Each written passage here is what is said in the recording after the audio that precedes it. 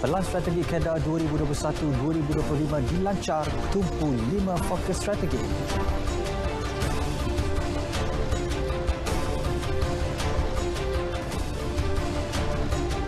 PDRM siap siaga hadapi PRU Dun Johor.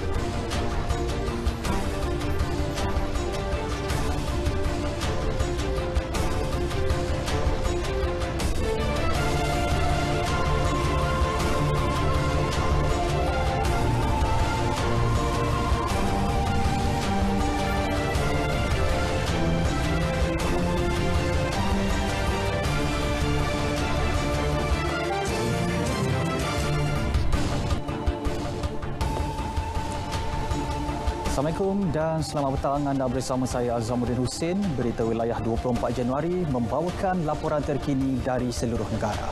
Dan seperti biasa, kita akan berintas langsung dari Sabah dan Sarawak. Untuk mengisi berita wilayah hari ini, perkembangan berita dari Johor. Setia sejam bersama kami.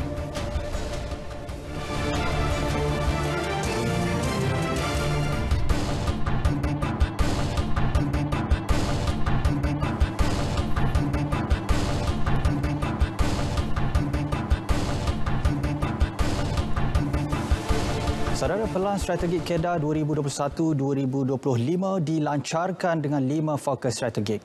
Lembaga Kemajuan Wilayah Kedah Kedah yakin kesemua pelan strategik yang memfokuskan masyarakat luar bandar itu mampu dicapai sekalipun berdepan pelbagai cabaran terutama pandemik COVID-19. Pelan dijangka memberi manfaat kepada golongan miskin tegar, petani, penternak dan usahawan desa bawah wilayah operasi Kedah. Tidak ketinggalan institusi kepimpinan masyarakat, institusi koperasi, golongan wanita, belia kanak-kanak dan pelajar. Melalui kelima-lima fokus strategi berkenaan, 20 strategi dan 72 program akan dilaksanakan.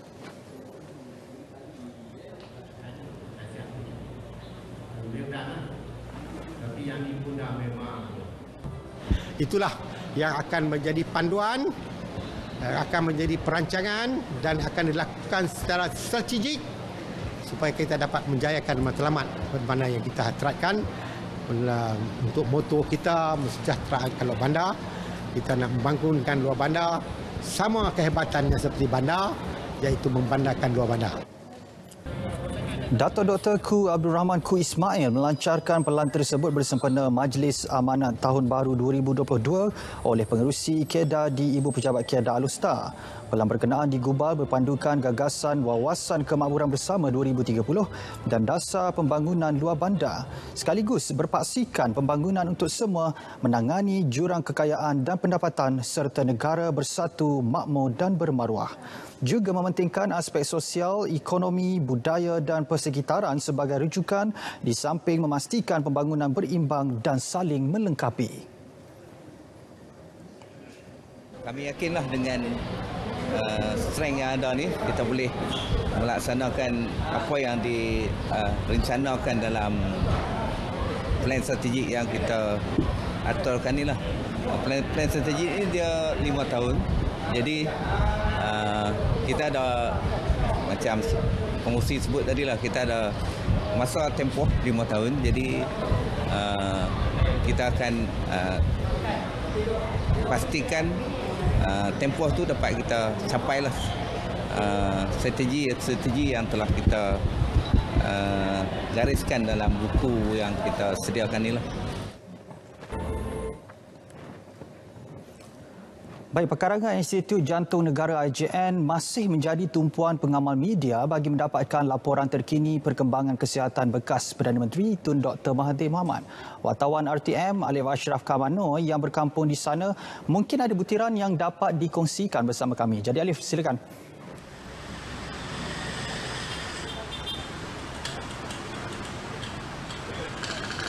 Baik, terima kasih Azam. Memasuki hari ketiga hari ini, kami sebagai pengamal media telah berkumpul di luar Institut Jantung Negara IJN dan hampir 20 petugas media dari pelbagai agensi berita tempatan mula berkumpul di sini sejak 8 pagi tadi. Dan buat masa ini, apa yang dapat saya kongsikan, masih belum ada perkembangan baharu berkenaan kesihatan ataupun status baharu Tun Dr. Mahathir Mohamad. Kami masih menanti untuk mendapatkan sebarang maklumat terkini berhubung status bekas Perdana Menteri itu. Semalam, Datin Paduka Marina Mahathir menerusi satu kenyataan ringkas memaklumkan bahawa beliau masih menjalani rawatan dan telah berinteraksi bersama ahli keluarga. Kenyataan tersebut sedikit sebanyak memberi kelegaan terhadap petugas media dan masyarakat berhubung tahap kesihatan bekas Perdana Menteri itu. Menerusi kenyataan itu juga, pihaknya juga berterima kasih atas penganjuran majlis doa selamat dan bacaan Yasin dari rakyat Malaysia, selain orang ramai dari pelbagai agama yang telah mengirimkan doa serta ucapan. Dan untuk maklumat anda, pihak media yang berada di sini masih lagi tidak dibenarkan masuk ke dalam IJN berikutan SOP COVID-19. Saudara, suka saya ingatkan untuk orang ramai diminta untuk tidak menyebarkan sebarang berita mengenai keadaan kesihatan Tun Dr. Mahathir, melainkan ia berdasarkan sumber keluarga atau hospital secara rasmi. Dan marilah kita sama-sama doakan agar negarawan kita Tun Dr. Mahathir diberikan kesihatan yang baik dan pulih dari segala penyakitnya. Saya rasa itu saja perkongsian yang dapat saya kongsikan buat masa ini. Kita terus bersama Azam di Angkasa Puri. Azam, silakan. Baik, terima kasih Alif dengan perkembangan mengenai Tun Dr. Mahathir di IJN. Baik, Suruhanjaya Pilihan Raya SPR menetapkan 9 Februari ini sebagai tarikh mesyuarat khas berkaitan urusan pilihan raya umum Dewan Undangan Negeri PRU Dun Johor ke-15. SPR dalam kenyataannya menyebut pengerusi SPR Dato' Abdul Ghani Saleh akan mempengerusikan mesyuarat berkenaan.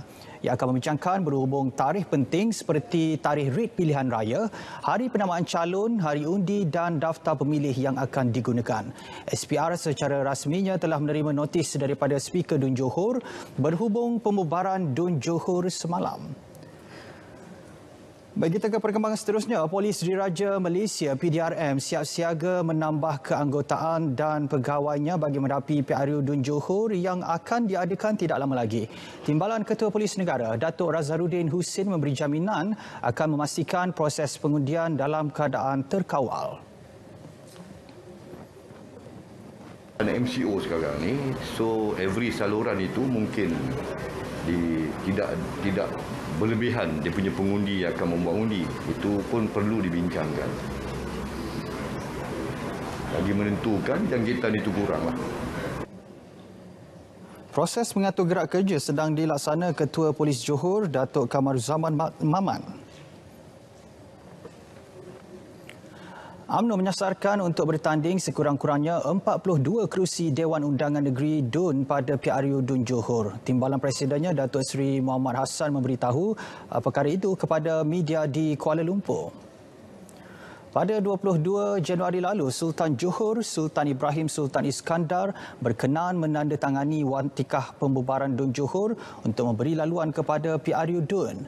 Johor mempunyai 56 kerusi DUN yang bakal ditandingi.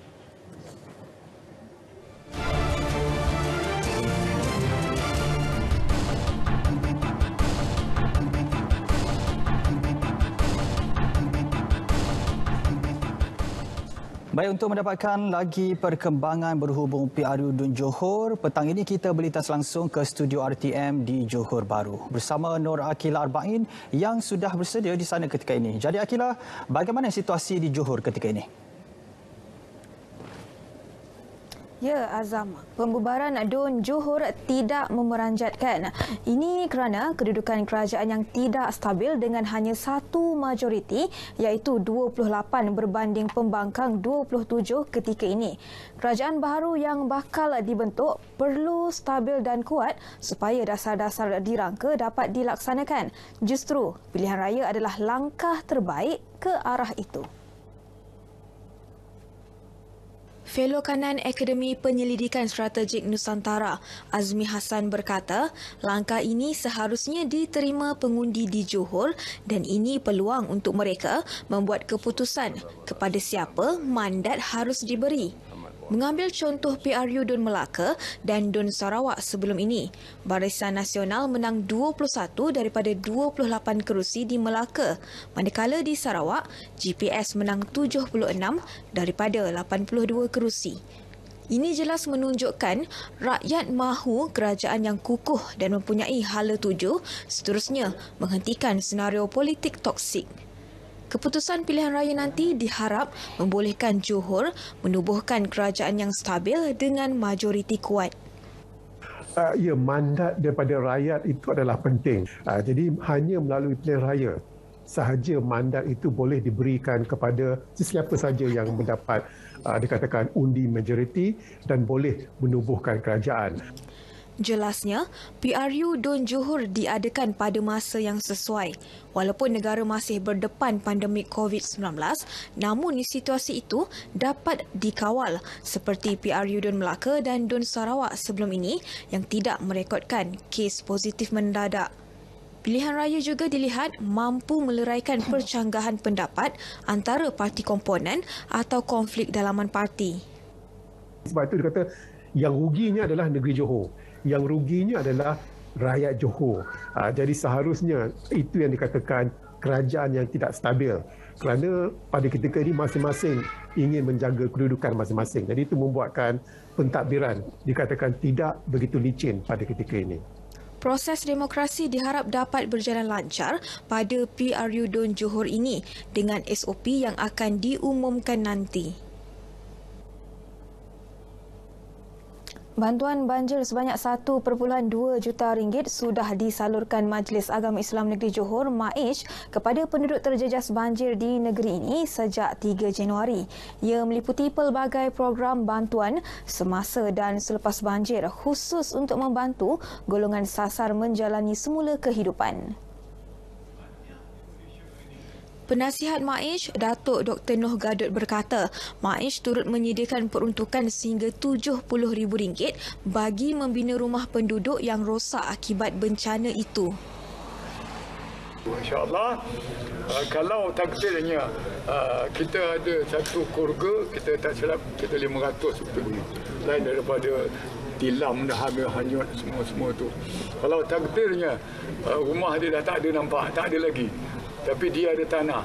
Dia adalah golongan asnaf ataupun B40 yang miskin. Kita boleh bina rumahnya dengan syarat ada tanah. Beliau memaklumkannya selepas merasmikan program perintis di Masjid Sultan Iskandar, Johor Bahru. Program perintis dengan kerjasama Wakaf An-Nur bermula sejak 24 November 2020 bagi mewujudkan peluang kerja kepada golongan B40 dan asnaf. 152 peserta telah mendapat manfaat daripada program berkenaan dengan menjana pendapatan RM94,552.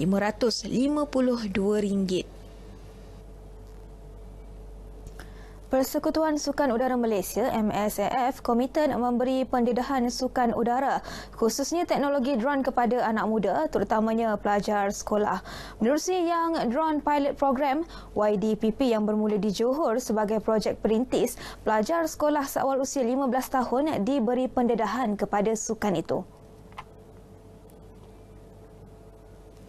Presiden MSAF Nur Hakimi Ismail berkata, pihaknya dalam usaha mendekati pelajar-pelajar di 240 sekolah menengah negeri ini untuk diberi pendedahan mengenai penggunaan drone. 10,000 pelajar disasarkan mencuburi bidang ini menerusi program itu. But drones in conjunction with the IR, Industrial Revolution 4.0, so we need this exposure. So it depends on the student itself. Tengok macam mana dia nak, they want to go further, but our role is to expose for the start, expose them kepada drone ni lah. MSAF Johor kini mempunyai 40 pelajar sekolah bawah program YDPP sejak April tahun lepas. Penasihat MSAF Datuk Muhammad Khalil Kadir Muhammad berkata, sukan udara di Malaysia masih ketinggalan dan MSAF berusaha mengembangkan sukan itu.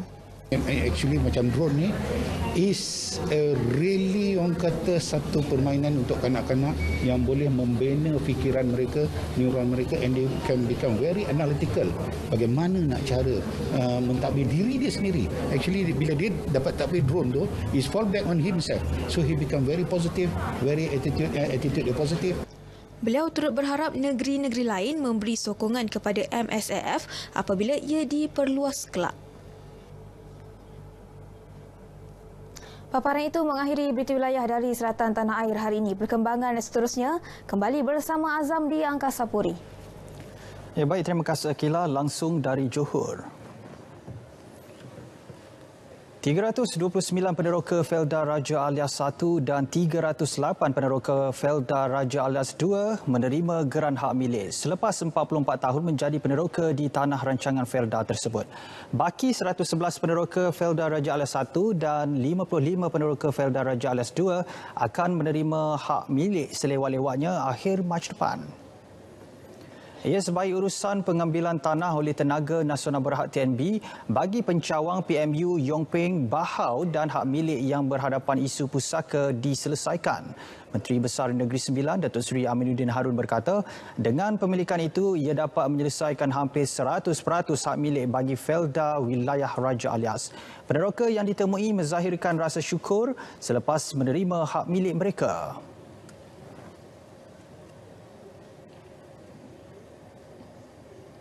Hari ini saya merasa bangga kerana apa yang saya jadi untuk anak-anak saya. Dengan penuh kasih sayang, saya menerima geran ini dengan ikhlas hati saya. Jadi, saya mengucapkan ribuan terima kasih kepada pihak Felda, di mana pihak Felda telah pun memberi geran yang apa yang kita inginkan selama ini. Saya rasa gembiralah sebab selama duduk di sini dah dekat 36 tahun, inilah hari yang bersejarah bagi saya. Sebab suami saya pun dah meninggalkan. Jadi saya wakillah daripada suami saya itu.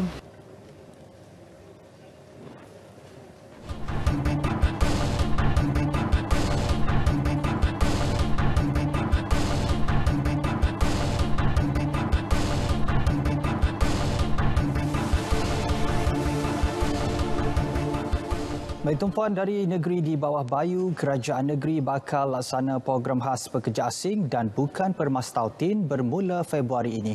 Untuk perinciannya langsung bersama Ritah Alusius Malik di Kota Kinabalu. Ritah, silakan.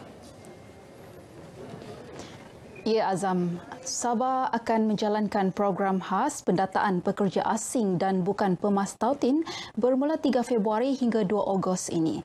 Ia akan dilaksanakan Smart Sabah Corporation Sendirian Berhad SSC, iaitu syarikat milik penuh kerajaan negeri.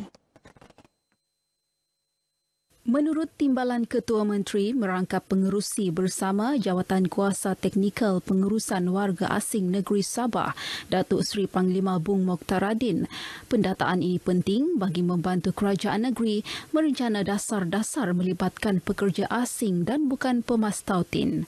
Ia juga bagi membantu agensi penguatkuasaan mengenal pasti keperluan industri selain bagi penyesuaian dengan dasar buruh negara serta pelaksanaan rekod pengenalan biometrik keselamatan. Data-data yang kita terima tekat ini agak mengelirukan dan ianya perlu disinkronis secara bersama. Dan Smart Sabah akan bekerjasama dengan semua pihak, stakeholder, immigration, MKN, dan juga perangkaan untuk menentukan hala tuju berkenaan dengan masa depan Sabah dengan isu yang tergantung berpuluh-puluh tahun ini. Datuk Bung bercakap dalam sidang media selepas mempengerusikan mesyuarat Jawatan Kuasa Teknikal Pengurusan Warga Asing di Kota Kinabalu. Tambah beliau, pengurusan data yang tidak menyeluruh dan bersepadu boleh merencatkan usaha menyelesaikan masalah pengurusan pekerja asing di negeri ini selain mengakibatkan kesukaran melaksanakan aktiviti penguatkuasaan dan pemantauan. Jabatan Air Negeri Sabah JANS kerugian hampir 180 juta ringgit setahun akibat kes curi air. Aktiviti haram itu kebanyakannya dikesan berlaku di kawasan setinggan. Pengarah JANS Edward Ling Kapo berharap semua agensi berkaitan dapat memberikan kerjasama membantu mengambil tindakan mengatasi kecurian air sekaligus memastikan bekalan bagi pengguna berdaftar mencukupi. Jadi kita punya bidang kuasa hanya dapat memotong. Tapi sekiranya mereka tidak dipindahkan, diorang akan menyambung juga balik. Dan kita tidak dapat menjalankan penguatkuasaan sebab kita mempunyai kegiatan perundangan yang berbeza. keperluan air amat mendesak sebab kita mempunyai kekurangan dari segi loji yang kita sedang usahakan untuk menambah kapasiti. Tetapi mencuri air adalah satu kesalahan, kan? Dan ia membebankan. Beliau ditemui media selepas operasi pemotongan sambungan paip haram di kawasan Tebobon, Ratau, Kota Kinabalu. Bagi utara Kota Kinabalu merangkumi Telipok, Spanggar, Manggatal dan Tuaran, kerugian akibat perbuatan curi air dianggarkan RM4 juta setahun. Operasi 3 hari ini memfokuskan pemotongan paip haram di kawasan Setinggan dibantu Dewan Bandaraya Kota Kinabalu DBKK, Polis Diraja Malaysia PDRM, Jabatan Imigresen, Sabah Electricity Sdn Berhad SCSB dan kontraktor JANS. Jabatan Pertanian Sabah dan Jabatan Pertanian Malaysia hari ini memeterai Memorandum Persefahaman MOU untuk kerjasama teknikal dalam penyiasatan tanah bagi kesesuaian pertanian di negeri ini. Ia dijangka meningkatkan kadar liputan kawasan penyiasatan sedia ada di Sabah yang kini hanya 20% berbanding sekitar 90% di Semenanjung. Menurut Pengarah Pertanian Sabah Zulkifli Gulamdin, pihaknya menyasar mempertingkat liputan kawasan siasatan kepada 40,000 hektar setahun. Melalui MOU ini, sekitar 40 pegawai penyiasatan tanah dari Jabatan Pertanian Persekutuan akan digerakkan ke negeri ini untuk membantu melaksana penyiasatan secara berjadual. Ia bagi mengumpul data-data tanah pada resolusi yang lebih tepat di lapangan. Kerjasama teknikal penyiasatan tanah secara lengkap ini diperlukan untuk pembangunan pertanian negeri yang mengalami kekurangan data dan maklumat untuk interpretasi kesesuaian tanah tanaman. Zulkifli menyatakan demikian ketika berucap sempena pemeteraian MOU tersebut yang ditandatangani bersama Ketua Pengarah Jabatan Pertanian Malaysia, Datuk Zahimi Hassan di Wisma Pertanian Sabah, Kota Kinabalu. Pandemik COVID-19 bukan sahaja menjadi pencetus krisis kesihatan, malah mengakibatkan impak ekonomi kepada masyarakat termasuk pengusaha kecil dan sederhana. Ini dirasai sepasang suami isteri yang mengakui desakan akibat pandemik menguatkan semangat mereka mencuba perniagaan baharu bagi meraih pendapatan. Ikuti perkongsian disediakan Rosa Eligias.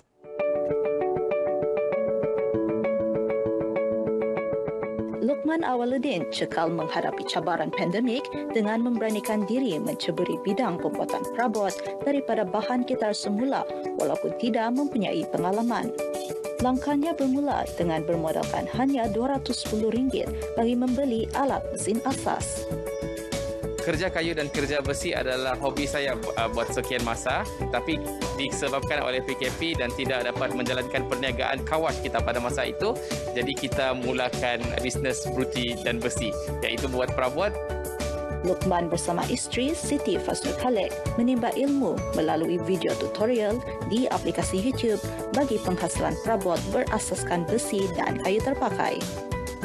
Proses kita bermula daripada kayu pellet yang kita pilih sendiri. Kebanyakan kayu pellet kita kami ambil dari kilang-kilang pharmaceutical. Selepas itu daripada proses pemecahan kayu pellet itu, barulah kita akan buat kerja-kerja sanding, kerja memotong, kerja tanggam dan kerja membuat perabot seterusnya. Sebab kami menggunakan kayu pellet, in a way macam giving a second chance to itu pellet lah untuk kami cantikkan dan benda tu instead of jadi terbiar ataupun menjadi sampah. Selang beberapa bulan memulakan perniagaan, pasangan suami isteri ini mendapat geran bantuan industri kecil sederhana BAIX daripada Jabatan Pembangunan, Perindustrian dan Penyelidikan JPPP yang membantu mereka mengembangkan lagi perniagaan. Antara produk pilihan pelanggan ialah meja, rangka katil, almari dan kabinet dapur. Even though macam idea dia adalah something baru dan something yang special untuk customize, tapi apabila dia use upcycle wood, dia tidak menjejaskan hasil produk tersebut. Kesudahan dia memang produk tersebut sangat bermutu.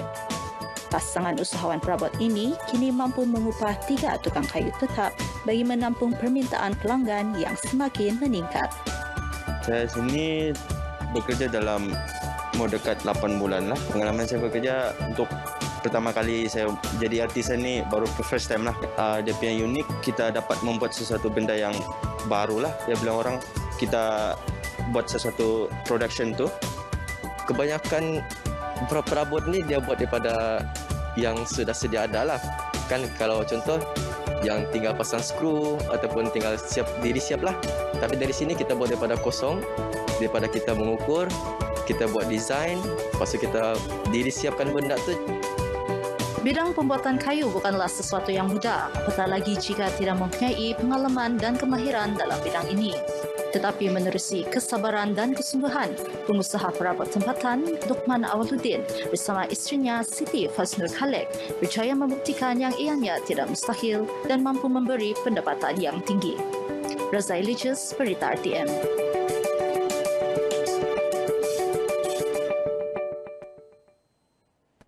Menjelang perayaan Tahun Baharu Cina yang akan diraikan dalam seminggu lagi, masyarakat khususnya yang menyambutnya teruja dengan prosedur operasi standar SOP yang diumumkan Menteri Kerajaan Tempatan dan Perumahan Datuk Seri Panglima Masidi Majun baru-baru ini. Berikutan lebih banyak kelonggaran berbanding tahun lepas, kebenaran acara makan besar keluarga dan aktiviti ziarah memberi semangat untuk mereka yang meraikannya membuat persiapan meskipun secara sederhana. Antara yang menjadi tumpuan, perhiasan rumah dan penyediaan menu ketika sambutan. Persiapan Chinese New Year ni macam biasa, memang ikut SOP. So, seminggu lagi lah mau Tahun Baru Cina. Jadi, lebih kurang sudah boleh cakap semua pun bersedia lah. Barang-barang macam perhiasan rumah, makanan begitu untuk merayakan dengan saudara lah begitu. Yang rapat lah. Persiapan Chinese New Year kami tahun ni kira okey lah, walaupun macam last year kami tidak dapat ber-Chinese New Year sebab COVID kan. And then this year at least dapat berjumpa dengan family di kampung. Jadi setakat ni dalam 70% begitu. So 1 minggu lagi kan Chinese New Year sudah. Barang perhiasan kira mudah. Jadi senanglah untuk dapatkan. Sekarang ni di sini untuk tambah lagi lah. Now we just buy a little bit of for the decoration only because 2 years we don't celebrate lah. Yeah, because my daughter is different. Is in Keningau, I'm in KK. Only 4%, but not many people gathering together lah. Oh, we just eat in the house. Yeah, simple dinner lah. Antara kelonggaran SOP bagi sambutan Tahun Baharu Cina kali ini adalah kebenaran persembahan tarian singa, naga dan harimau yang tertakluk kepada kebenaran pihak berkuasa. Baik, sekian paparan dari Sabah untuk petang ini. Kekal patuhi SOP. Kita jaga kita. Kembali bersama Azam, silakan. Baik, terima kasih Rita langsung dari Kota Kinabalu. Baik, sebelum beralih ke perkembangan dari Sarawak, kita dapatkan dahulu laporan cuaca semasa bersama Pegawai Meteorologi Muhammad Nafizi Mak Napiah. Saksikan. Assalamualaikum dan salam sejahtera. Kita mulakan laporan pada petang ini dengan melihat keadaan cuaca semasa. Imej gemar radar menunjukkan keadaan cuaca hujan lebat dan ribut petir pada petang ini yang didapati berlaku di kebanyakan kawasan di sekitar negeri Perak, di Lembah Kelang, di sekitar pedalaman negeri Sembilan, Pahang dan juga Johor. Dan keadaan cuaca hujan lebat bagi kawasan-kawasan ini dijangka mampu untuk berterusan sehingga ke awal malam nanti. Oleh itu, orang ramai di sekitar kawasan-kawasan terbabit dinasihatkan supaya sentiasa berwaspada dengan keadaan cuaca semasa. Namun begitu, bermula esok hari dijangkakan keadaan hujan akan mula berkurangan dan keadaan yang kurang hujan ini dijangka akan berterusan daripada esok hari sehinggalah ke penghujung bulan nanti bagi kawasan-kawasan di sekitar Semenanjung. Kita lihat tinjauan cuaca untuk negeri Sabah dan Sarawak pula. Begitu juga keadaannya untuk negeri Sarawak pada petang ini, hujan lebat dan ribut petir dilihat berlaku di hampir ke semua bahagian. Dan untuk negeri Sabah pula, ribut petir dilihat lebih tertumpu di bahagian-bahagian di sekitar barat negeri berkenaan. Semua keadaan cuaca ini juga dijangka akan berterusan sehingga ke malam nanti. Dan selain itu, jabatan kami juga turut mengeluarkan amaran cuaca waspada bagi kawasan-kawasan yang bertanda kuning di negeri Sabah ini, di mana hujan lebat dijangka akan berlaku dan berterusan bermula pada esok hari 25 sehingga 26 Januari nanti. Oleh itu, orang ramai di sekitar kawasan-kawasan terbabit, khususnya mereka yang berada di kawasan yang berkedudukan rendah dan juga di kawasan yang kerap banjir, dinasihatkan supaya sentiasa berwaspada dengan keadaan cuaca tersebut. Baiklah, sekian dahulu info cuaca buat kali ini. Sebelum berpisah, kita lihat tinjauan cuaca bagi bandar-bandar utama di seluruh negara. Assalamualaikum dan salam sejahtera.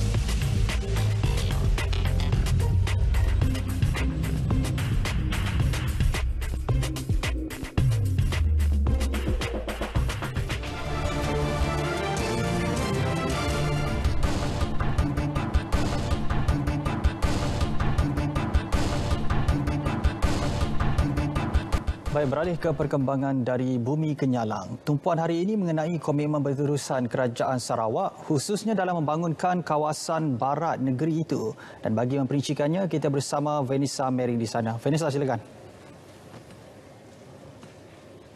Ya, Azam, dalam usaha memastikan kesinambungan pembangunan di kawasan barat Sarawak khasnya, kerajaan akan memberi tumpuan antaranya jambatan dan jaringan jalan raya baru di kawasan berkenaan. Ketua Menteri Datuk Patinggi Tan Sri Abang Johari Tun Openg berkata, ini melibatkan pembangunan jalan kawasan pesisir yang menyingkatkan perjalanan dari Kuching ke Sibu dalam tempoh 2 jam 30 minit sahaja. Datuk Patinggi Tan Sri Abang Johari menambah beberapa batang jambatan baru di kawasan pesisir kini giat dalam pembinaan termasuk dari Jambatan Rambungan di Lunduk hingga Jambatan Lingga di Sri Aman. Pembangunan ini akan memberi jalan kepada pembangunan sektor pertanian dan perkhidmatan pelancongan yang dinamakan Simunjan Basin. Beliau berkata demikian di Majlis Kesyukuran Pertubuhan Anak Seni Bandar Shah Kuching PASBK di Kuching. PSBK ditubuhkan khusus untuk melahirkan bakat-bakat seni tempatan dalam seni dan kebudayaan di Sarawak khususnya kepada golongan belia. Turut berlangsung ialah penyampaian buku Bandar Shah Gemilang oleh Ketua Menteri kepada 10 penerima antaranya kepada Tan Sri Datuk Amar Abang Ahmad Urai Abang Muhidi, Puan Sri Datuk Jamilah Haji Anu dan Dr. Jennery Amir. Dalam majlis yang sama, Ketua Menteri Datuk Patinggi Tan Sri Abang Johari Tun Openg mendedahkan kawasan tebingan Sungai Sarawak di Satok bakal dibangunkan sebagai kawasan pelancongan. Datuk Patinggi Tan Sri Abang Johari Tun Openg berkata ini melibatkan pembinaan tebingan sungai dari Jambatan Darul Hana hingga Jambatan Gantung Satok. Jelasnya lakaran awal tentang reka bentuk pembangunan ini telah dibentangkan oleh orang kampung kawasan Satok sendiri. Seluruh kawasan tebingan ini akan diterangi cahaya jika disiapkan kelak dan akan dibangunkan secara berperingkat yang kini sedang dibina dari Kampung Lintang hingga Kampung Tanjung. Dalam pada itu, Ketua Menteri Datuk Patinggi Tan Sri Abang Johari Tun Openg hari ini hadir memberi penghormatan terakhir kepada mendiang bekas Timbalan Ketua Menteri Sarawak, Datuk Simon Dembab Maja di kediamannya di 414 Lorong Kedandi 4, Tabuan Jaya di Kuching. Ditemui media selepas memberi penghormatan tersebut, beliau menyifatkan pemergian mendiang merupakan satu kehilangan anak jati Sarawak yang berjasa besar terutama dalam arena politik negeri sejak tahun 1970. Dengan adanya mendiang menjadi seorang anggota Kabinet Negeri, maka kerajaan yang ditubuh ketika itu telah dapat distabilkan dan dia menjadi foundation kepada kerajaan campuran. Kita rasa bahawa kita kehilangan seorang anak Sarawak yang telah banyak menyumbang kepada kekuatan Sarawak yang ada. Turut hadir sama memberi penghormatan terakhir ialah Timbalan Ketua Menteri Datuk Amar Douglas Ugah Embas, Speaker Dewan Undangan Negeri Sarawak Tan Sri Datuk Amar Muhammad Asfia Awang Nasar, Menteri Perdagangan Dalam Negeri dan Hal Ehwal Pengguna Datuk Sri Alexander Nantalinggi. Mendiang Datuk Simon Dembab Maja 85 tahun menghembuskan nafas terakhir di sebuah pusat perubatan swasta Sabtu lepas dan dibawa pada pukul 1 tengah hari ini ke kediamannya di Lot 426 Jalan Selindung di Engkelili dan dikebumikan pada Rabu. Mendiang meninggalkan seorang balu, Datin Rosalind Siti Germany bersama 3 orang anak, 3 orang cucu dan 2 orang cicit. Kami seluruh warga RTM Sarawak mengucapkan takziah kepada keluarga mendiang Datuk Simon Dembab Maja.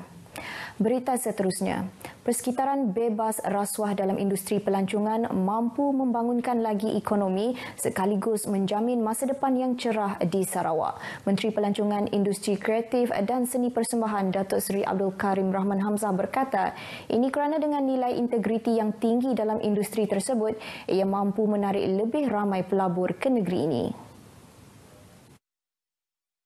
Jelas Datuk Seri Abdul Karim ini sekaligus dapat membantu kerajaan dalam membentuk jalinan kerjasama rakan strategik dengan para pelabur ke arah memperhebatkan lagi industri pelancongan Sarawak. Beliau berkata demikian pada Majlis Pelancaran Rancangan Anti Rasuah Organisasi dan Pengurusan Risiko Rasuah Sarawak Tourism Board STB di Kuching hari ini. Menyentuh mengenai pelan anti rasuah tersebut, beliau memberitahu ia bertujuan untuk memastikan warga kerja STB mengamalkan sikap integriti sebagai salah satu budaya di tempat kerja selain membantu organisasi berkenaan untuk mencegah amalan rasuah dengan lebih berkesan. Justru Datuk Seri Abdul Karim berharap agar warga kerja STB terus mengekalkan tahap kualiti perkhidmatan yang tertinggi dan bertaraf antarabangsa dengan berteraskan budaya integriti. Pada majlis itu, semua kaki tangan STB mengangkat sumpah anti rasuah yang diketuai oleh Ketua Pegawai Eksekutifnya Syazidi Datuk Saleh Askor dan disaksikan oleh Wakil Suruhanjaya Pencegahan Rasuah Malaysia. Peningkatan jumlah undi majoriti kepada 6,043 undi dalam pilihan raya umum PRU Dun Sarawak ke-12 di Dun Samalaju yang lepas membuktikan hasrat dan harapan semua pihak memastikan kawasan tersebut terus dimajukan dan membangun. Menteri Muda Infrastruktur dan Pembangunan Pelabuhan Datuk Majang Renggi yang juga Adun Samalaju menyifatkan keputusan memberansangkan di Dun Samalaju itu hasil usaha berterusan semua pihak dan ianya adalah kemenangan bersama. Sehubungan itu, beliau menyeru Ketua Kaum dan Ketua Masyarakat untuk terus bekerjasama dengan semua pihak, termasuk agensi kerajaan dan swasta bagi membangunkan kawasan masing-masing. Kita yang tertulis menunaikan janji manifesto sudah diberi perintah GPS dengan kita sekolah pemilihan itu tadi.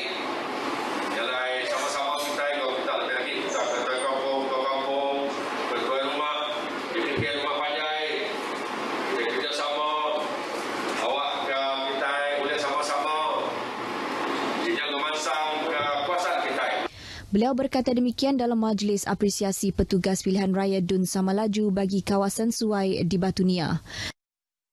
Beliau yang memenangi kawasan Dun Samalaju bagi penggal yang kedua menzahirkan penghargaan beliau atas sokongan rakyat terhadap beliau dan gabungan Parti Sarawak GPS AMNYA. Sementara itu, Ketua Kaum dan Tuai Rumah yang ditemui mengharapkan kemenangan besar yang diperoleh diterjemahkan kepada usaha membantu rakyat dan membangunkan kawasan yang konsisten. Minta sedaya mutar ke penusah rakyat dalam kendang 5 tahun itu. Ke penusah rakyat, kemudian ketemu kita banyak dari segi barang asas, ke tinggi amat itu. Dari segi ekonomi, penghidup rakyat bermenua pesisir, tiga jauh tinggal, sekolah daib. Apa yang dia tunjukkan selama itu telah memberi kepercayaan kepada Kemorang sekali lagi, membawa penduduk-penduduk Kemorang, rakyat-rakyat Kemorang untuk Nya memimpin kami orang, memberikan suara kami orang tu tadi ke pihak yang lebih bertanggungjawab lagi. So at least lah try to upgrade. Uliah ndak uliah 100% internet service tu uliah di dini kawasan at least 80 to 90% bagi aku lah. Baru asai ku rakyat ya ke umur 18 tahun yang kayak 21 lah. Laban orangnya ke baru ngundi. Bantras pengedaran dan penyalahgunaan dadah hingga ke akar umbi, Polis Sarawak diminta pertingkatkan program kepolisan komuniti di seluruh negeri. Mengeluarkan saranan itu, Pesuruhjaya Polis Sarawak, Dato' Aidi Ismail, mahu jenayah yang memberi implikasi buruk dalam semua sudut itu diperangi bersama-sama rakyat. Jelasnya ia mampu dicapai dengan adanya kerjasama yang erat antara polis dan masyarakat. Bercakap dalam Majlis Perhimpunan Bulanan Pesuruhjaya Polis Sarawak yang pertama tahun ini di Ibu Pejabat Polis Kontingen IPK Sarawak pagi tadi, dedah Dato' Aidi lagi, pengedaran dan penyalahgunaan dadah secara berterusan telah merosakkan institusi keluarga, masyarakat dan ekonomi secara tidak langsung. Oleh itu, ia menuntut komitmen tinggi dari anak buahnya yang bekerja di lapangan. Dalam majlis itu, beliau turut menyampaikan sijil penghargaan kepada ketua-ketua jabatan, ketua formasi dan ketua-ketua polis daerah di seluruh negeri atas tugas yang cemerlang ditampilkan dalam memastikan proses pilihan raya umum Dewan Undangan Negeri Sarawak ke-12 berjalan lancar.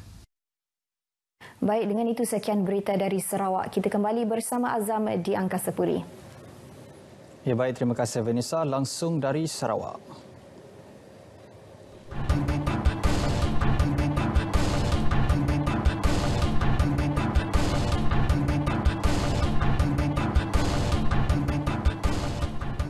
Skim Rakan Nelayan ditubuhkan Jabatan Perikanan Perak bagi menjayakan pemantauan aktiviti perikanan di kawasan sungai. Skim tersebut sebagai usaha menambah populasi ikan air tawar sekaligus memberi manfaat kepada nelayan-nelayan darat di negeri itu. Timbalan Menteri Pertanian dan Industri Makanan Datuk Seri Ahmad Hamzah berkata, selain itu penguatkuasaan secara berkala akan dilakukan dalam memastikan kawasan pembiakan ikan asal dan memelihara spesies ikan asal sedia ada di sungai-sungai dilindungi.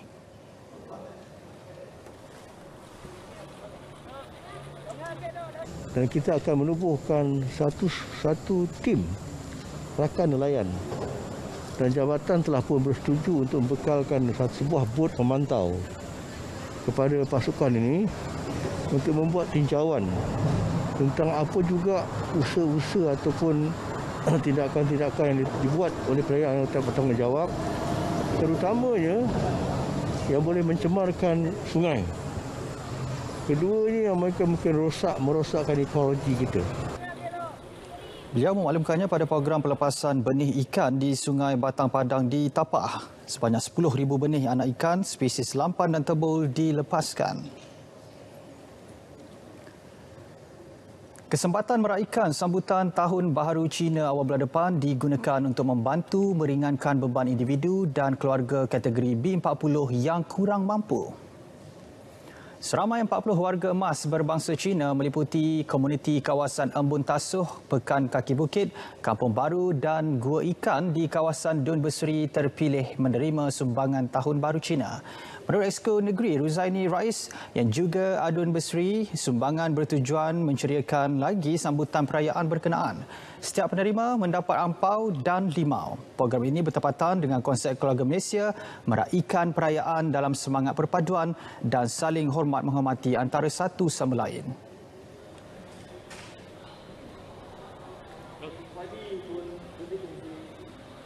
Kita akan buat program, pada hari ini kita buat program bersama dengan warga-warga emas, Persatuan Rumah Orang Tua-Tua dan PIBG, Sekolah Kebangsaan Cina di belah kaki bukit ini lah.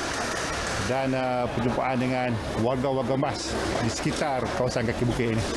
Ini katakan program, kita menunjukkan bahawa program kita ini untuk kita menjaga keharmonian di antara kaum di dalam Malaysia ini.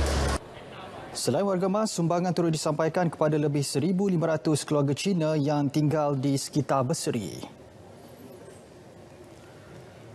Baik, sebuah syarikat maritim didenda RM50,000 oleh Mahkamah Seksyen Ipoh selepas didapati bersalah mengabaikan aspek keselamatan hingga mengakibatkan seorang pekerjanya maut pada 2019.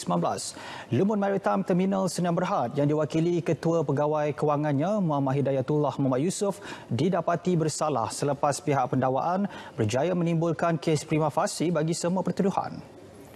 Syarikat berkenaan didakwa telah gagal untuk menyediakan sistem penangkapan jatuh atau fall arrest system bagi kerja-kerja memasang hanging scaffolding. Kemalangan menyebabkan pekerjanya, seorang warga Bangladesh, Kamal Hussein, 42 tahun, maut. Pertuduhan dikemukakan mengikut Seksyen 15-1 Akta Keselamatan dan Kesihatan Pekerjaan 1994 yang memperuntukkan hukuman denda sehingga RM50,000 atau penjara maksimum 2 tahun atau kedua-duanya jika sabit kesalahan.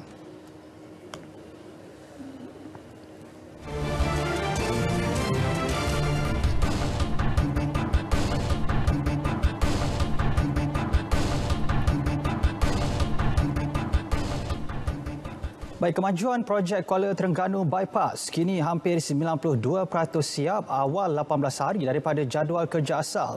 Ia dijangka siap sepenuhnya September depan. Bagaimanapun, Menteri Kanan Kerja Raya Datuk Seri Fadilah Yusof optimis ia mampu disiapkan lebih awal menjelang April ini. Mereka memberi komitmen untuk menyiapkan projek ini lebih awal daripada jadual, iaitu targetnya April tahun ini.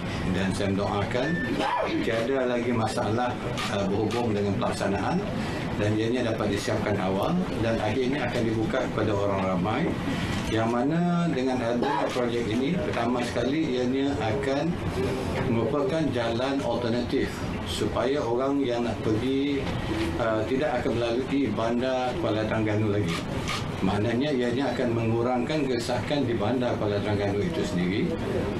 Kedua, dengan siapnya jalan ini nanti ianya akan menjimatkan lebih kurang setengah jam perjalanan.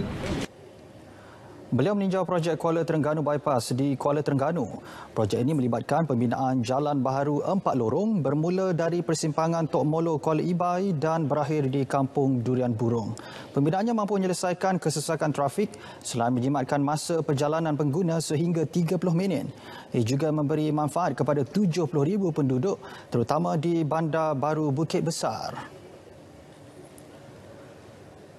Seorang buruh binaan mengaku bersalah di Mahkamah Seksyen Kota Baru atas pertuduhan merompak secara berkumpulan dengan bersenjatakan sebilah parang 18 Januari lalu.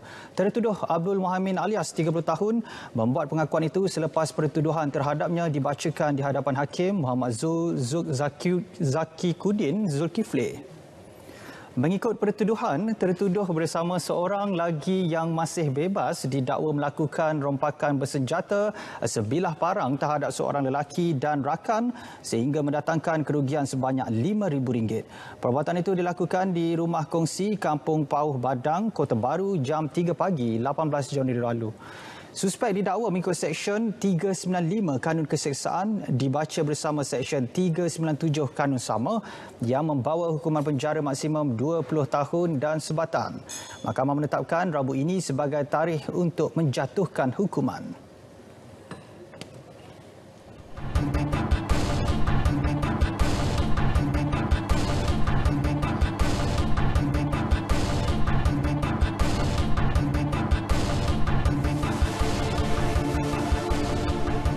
Baik, susulan kes penganggur memenggal kepala ibunya 15 Januari lalu. Suspek dihadapkan ke Mahkamah Magistrate atas pertuduhan membunuh. Tertuduh Muhammad Azam Abdul Rasib mengangguk faham selepas pertuduhan dibacakan di hadapan Hakim Magistrate Roslizi Sulaiman. Bagaimanapun, tiada pengakuan direkodkan daripada tertuduh. Tertuduh didakwa mengikut Seksyen 302 Kanun Keseksaan yang memperuntukkan hukuman mati jika sabit kesalahan. Hakim menetapkan 28 Mac ini untuk sebutan kes bagi mendapatkan laporan bedah siasat kimia dan forensik. Dalam kejadian 15 Januari lalu, lelaki berkenaan berjaya ditahan polis pada hari sama dan didapati positif dadah jenis metamfetamin dan amfetamin. Bekas Timbalan Perdana Menteri Datuk Seri Dr. Ahmad Zahid Hamidi akur dengan keputusan Mahkamah Tinggi berhubung dana Yayasan Akal Budi. Mahkamah memerintahkannya membela diri atas 47 tuduhan pecah amanah, rasuah dan pengubahan wang haram bernilai jutaan ringgit. Mahkamah Tinggi menetapkan tarikh pada bulan April, Mei dan Jun hadapan untuk prosiding membela diri. Dijangkakan seramai 37 saksi pembelaan akan dipanggil memberi keterangan. Saya secara peribadi dan peguam-peguam saya akur dengan keputusan yang dibuat oleh mahkamah seperti yang dibacakan oleh hakim, kerana itu adalah hak mutlak hakim. Sebelum ini, Presiden UMNO itu didakwa atas 47 pertuduhan dengan 12 daripadanya membabitkan pecah amanah. Datuk Seri Dr. Ahmad Zahid mengaku tidak bersalah dan mohon dibicarakan terhadap kesemua pertuduhan itu. Beliau juga didakwa menggunakan dana itu untuk membuat 6 pembayaran bagi kad kredit persendirian, polisi insurans serta lesen kenderaan persendirian, kiriman wang kepada sebuah firma guaman dan sumbangan kepada Persatuan Bola Sepak PDRM. Bagi 8 pertuduhan rasuah, Datuk Seri Dr. Ahmad Zahid dituduh menerima suapan daripada 3 syarikat. 27 pertuduhan pengubahan wang haram melibatkan diri dalam transaksi secara langsung daripada aktiviti haram antara 2016 dan 2018.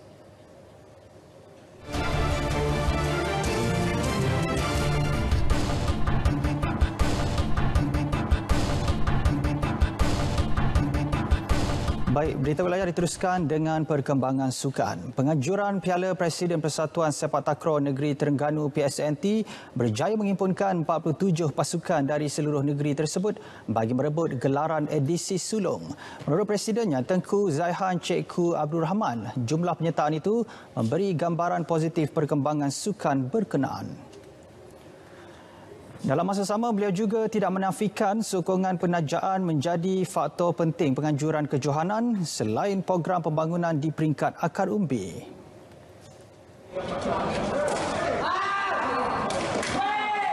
Adanya sokongan sebegini rupa, agenda pembangunan sukan sepak takraw di Terengganu khususnya dapat kita laksanakan sebaik mungkin. Kerana dalam kejohanan 2 hari kali ini kita mengaktifkan sebaik mungkin jawatankuasa pemilihan pemain. Jadi maksudnya dengan adanya kejohanan sebegini rupa, kita dapat saja bukan saja mengaktifkan aktiviti sukan sepak takraw di Terengganu, tapi juga dapat juga mencukir bakat-bakat baru. Pada aksi akhir kejohanan tersebut, Regu Ketengasi melakar sejarah sulung penganjuran untuk muncul juara setelah menewaskan Regu Pokok Pelambi menerusi keputusan 2-0 dengan 2 set permainan berakhir 21-12, 21-15. Seterusnya kita ke perkembangan e-sukan. Pengurus Regional Pasukan Secret P. Parthiban berpendapat peralihan ke modul Liga Franchise mampu melahirkan ramai jutawan e-sukan andai dilaksanakan secara berhemah. Ketika ini, industri permainan PUBG Mobile tempatan antara yang beralih kepada modul berkenaan berusi pengumuman terbaru pengarah PUBG Mobile Global Esports James Young baru-baru ini. Jelas Parthiban, pengumuman berkenaan antara yang dinanti-nantikan selepas 4 musim Liga Tempatan PMPL berlangsung secara Liga Tradisi. Sebab sekarang ni bila franchise league berlaku, mana-mana sponsor yang masuk untuk sponsor Liga, duit itu juga akan pergi kepada organisation, shared equally. And eventually target adalah kalau kita boleh capai NBA punya style, kita mungkin boleh lahirkan banyak jutawan-jutawan muda daripada bermain PUBG Mobile sahaja. Sistem Liga Franchise juga dilihat mampu memberikan manfaat kepada pemain dan organisasi terlibat selain mewujudkan ekosistem lebih teratur dan memperkasakan penjenamaan pasukan. Insiden pelanggaran kapal di laut antara risiko dihadapi kapal-kapal dagang dan pengangkutan di laluan sibuk. Sebagai kesiapsiagaan, sekiranya insiden sedemikian berlaku, Agensi Penguatkuasaan Maritim Malaysia APMM Labuan melaksanakan latihan operasi mencari dan menyelamat Labuan 2022 Zon Maritim Labuan. Tujuannya agar tugas menyelamat dapat dikoordinasi dengan cepat dan sistematik selain memaksimumkan sumber tenaga dan penggunaan aset penyelamatan. Kita ikuti laporan wartawan Kamaruddin Abdullah. Melalui latihan ini, 13 jabatan dan agensi penguatkuasa dan penyelamat bergabung tenaga. Antaranya Pasukan Polis Marin, Jabatan Bomba dan Penyelamat, Angkatan Pertahanan Awam, Jabatan Pelabuhan dan Dermaga Sabah, Jabatan Perikanan dan Perbadanan Labuan. Ia untuk memastikan setiap pihak siap siaga dan cekap menyelamatkan mangsa menerusi operasi mencari dan menyelamat Cari Lamat. Latihan dijalankan di lokasi 2.5 Batu Nautika, Tenggara Tanjung Aru, Perairan Labuan. Melalui latihan ini, situasi yang perlu dihadapi melibatkan sebuah kapal tangki minyak yang berlanggar dengan sebuah feri penumpang selain turut menyebabkan berlaku tumpahan minyak. Timbalan Pengarah Zon Operasi APMM Labuan, Komander Maritim Muhammad Hafiz Abdul Muttalib bertindak selaku penyelaras latihan operasi. Latihan ini merangkumi senario kapal feri, pelanggaran kapal feri dengan sebuah kapal tanker dan terdapat 13 orang penumpang. Dan objektifnya adalah untuk merapatkan perhubungan di antara setiap agensi penyelamat serta memperkukuhkan kesiapsiagaan aset kapal dan bot serta sumber manusia. Peranan pasukan penyelamat amat penting dalam mengendali sebarang insiden yang berlaku di laut dengan cekap dan teratur. Latihan ini juga bagi memperkukuh jaringan komunikasi dan pendedahan berkaitan SAR selain menilai tahap kesiapsiagaan aset-aset penyelamat dan respon masa dalam menangani kecemasan. Ia berlangsung selama 3 hari disertai lebih 50 pegawai dan anggota membabitkan fasa daratan dan fasa di laut. Yang terakhir telah dilaksanakan pada 2019 dan pada ketika itu ada beberapa kekangan dan kelemahan. Jadi pada tahun ini kita laksanakan sekali lagi dan kita cuba bertambah baik dan setiap tahun kita cuba bertambah baik. Yang penting kesiapsiagaan pasukan penyelamat sentiasa bersiap sedia dengan apa jua sebarang situasi.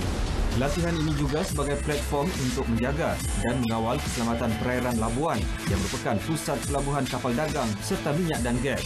Sejak 2007 sehingga Januari ini, APMM Zon Maritim Labuan selaku agensi penyelaras mencari dan menyelamat telah merekodkan 105 kes operasi cari lamat di laut. Tugas mencari dan menyelamat bukan suatu yang mudah. Ia memerlukan komitmen pihak berkaitan dalam berkolaborasi bersama.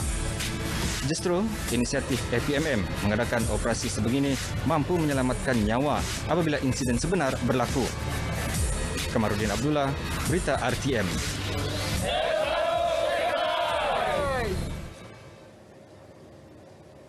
Baik, berita wilayah 24 Januari 2022 berakhir di sini. Dapatkan perkembangan sahih seluruh negara melalui portal Berita RTM di berita.rtm.gov.my. Keluarga Malaysia sentiasa lindungi diri, lindung semua. Saya Azhamuddin Hussein. Dengan itu, Assalamualaikum dan insya-Allah kita berjumpa lagi.